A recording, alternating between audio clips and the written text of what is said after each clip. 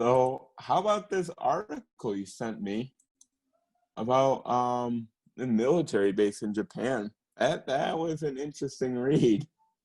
Right. So the Intercept published an article a couple weeks ago about how the U.S. military is responsible for widespread PFA pollution in Japan. If you guys aren't familiar with PFAs are, join the club. But let me read to you guys what the PFAs are. PFAs are synthetic chemicals found in many products, including food packaging, household cleaners, and nonstick cookware. And that should give you the type of message what they would do to the human body. But basically, this article talks about how the U.S. military and throughout different bases in Japan have released these PFAs into the environment to the point where there's been certain cities or villages that have been drinking contaminated water. And the extent of this is not 100% known, but there's no question that the city in Okinawa, which there's a U.S. military base right near to it, has been very heavily contaminated by PFAs. And these PFAs are used it's a use of firefighting foam. And so we're not here to bash the military or anything like this. And We're not? No, well, I'm only kidding.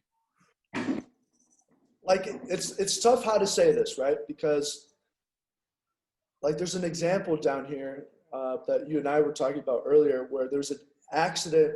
There's a time where there's a drunk Marine who accidentally released 38,000 liters of PFAs. And he got a pay cut and 3 months in the brig. But there's been a long history of not just U.S. military, but you look at the Iraq War, you look at the Vietnam War. But those are times of war. But you take a time in Japan where there's just these bases, the U.S. military is being irresponsible with its use of stuff that's chemically harmful to humans. Now, it's easy to say that, and then I look at my own room, and it's not very clean either, right? So I'm not here to just bash on somebody and say, well, they need to do this and this, but at the same time, all of us are very guilty of not being environmentally responsible. So it's important to bring awareness to this, but what is the solution?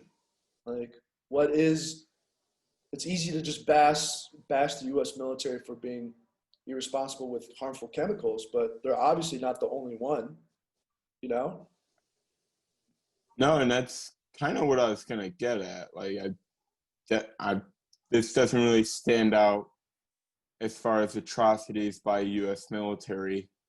It's kind of on the lighter side, because I can't remember which documentary it was, but this sounds a lot like do you know the company 3M? No, I don't. Like you'll I think it's 3M, something like that. They got like, you'll see their brand on tape sometimes. I think they make like the non-stick pans. Oh, and there was okay. a big case like where like they had their factory and the shit they use, it might have been PFAs.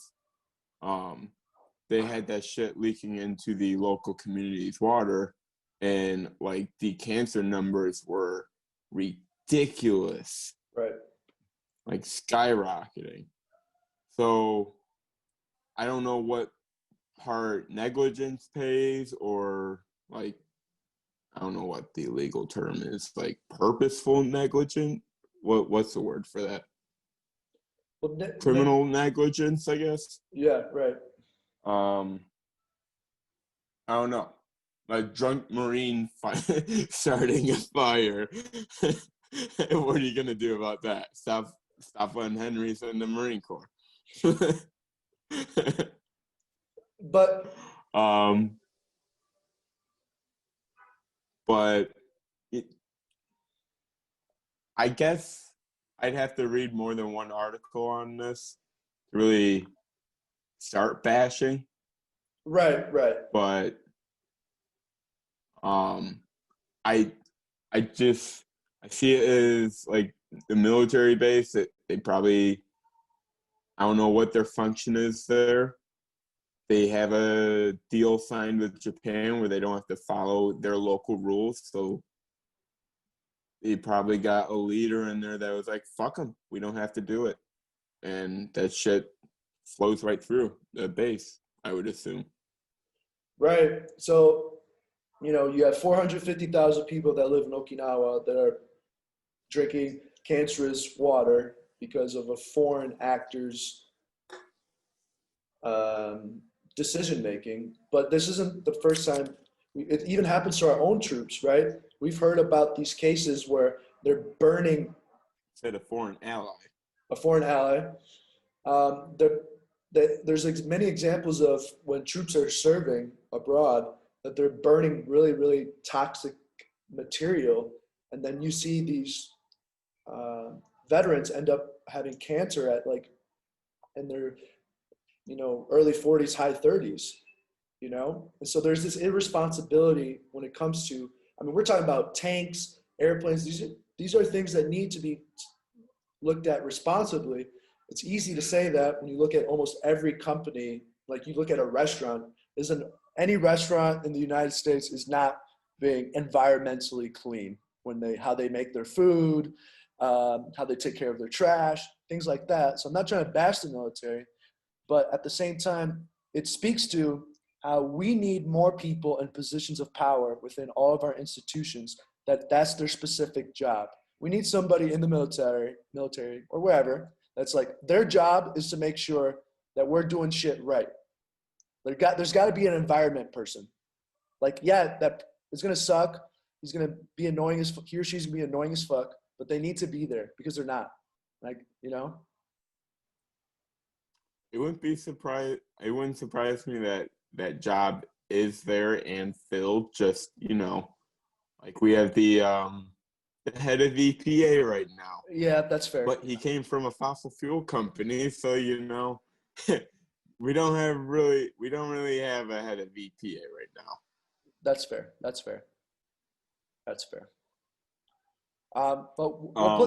But also, like, you were going on the lines like these guys are getting cancer early in age. That was my first thought, looking at that one spill they had with all that foam.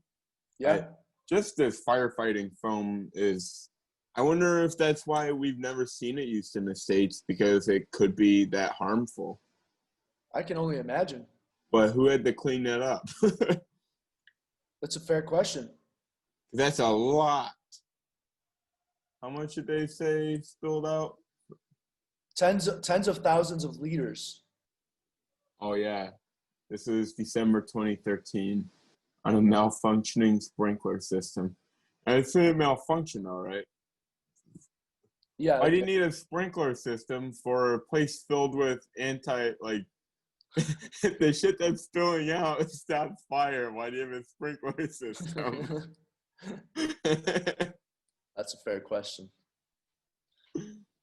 But we'll put the article in the description for people to check it out themselves, because there's quite a lot to take from this. We're not scientific experts. We don't know how PFAs work, or we're not there at the base and how the decisions are made. But at the same time, there's this pattern there's a cost to U.S. military operations, and that cost isn't rectified to the people that are affected, because like you said, the government isn't going to pay. The military base isn't the one cleaning it up necessarily. They're not the one filtering the water.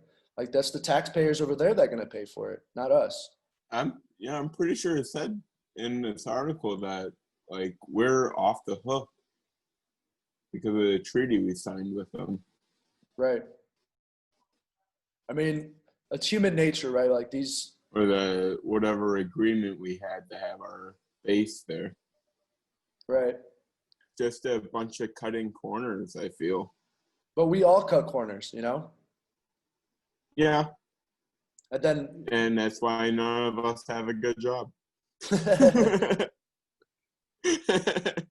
Oh, I love laughing at my pain. And I think another question that's been brought up is that, you know, the guy that wrote this article, I need to read his book, and then the book that he has about the long history of military using chemicals improperly. But he says that the U.S. has refused to regulate the chemicals in this class, despite the fact that they persist indefinitely in the environment and have been linked to cancer and many other illnesses. So if they're that toxic, not only to our own troops, but also to the environments of which we use them, then we shouldn't use them at all. But then my non-stick pans are going to be more expensive. Are you going to pay for that? No. Right, then fuck off with your liberal regulations. Yeah. I know. But Save the planet my ass. As long as my Walmart receipt doesn't go up, save whatever you want. and everybody listening out there, like, it is not unpatriotic to criticize. Like, that's how you get better. That's how I know, like, these media talking heads, these expert social media talking hosts love to say any criticism of the government or the military or basically their ideas is unpatriotic. But if you have that standpoint, then you're the one being unpatriotic. Criticism is needed so that we can hold people accountable.